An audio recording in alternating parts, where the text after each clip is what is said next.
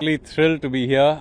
It's been a dream, and it's not just about the 18 days we were out at sea.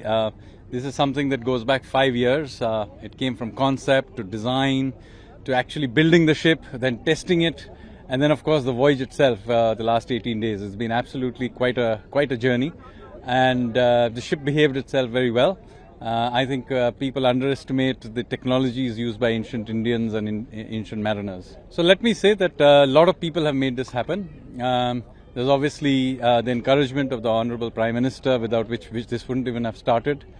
Support from the Ministry of Culture that financed this project to put it together.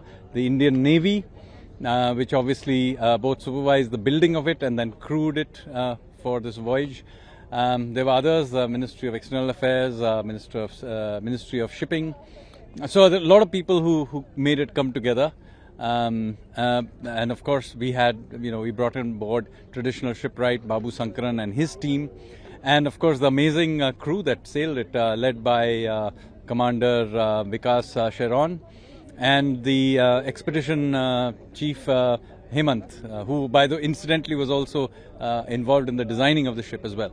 परम आदरणीय प्रधानमंत्री जी को मैंने विशेष रूप से धन्यवाद देना चाहता हूं, क्योंकि किसी का मन में इन चीजों का कोई ये नहीं था, लेकिन परम आदरणीय प्रधानमंत्री जी ने कहा कि आपने विरासत को कम से कम हमारी नई पीढ़ी जाने, दुनिया जाने कि हिंदुस्तान हजारों साल पहले से ही मैरीटाइम सामुद्रिक ये जो यात्रा हो, सामुद्रिक व्यापार हो और सामुद्रिक जो हमारी इंडस्ट्री हो, इस विषय पर हमेशा हिंदुस्तान पहला स्थान में रहे।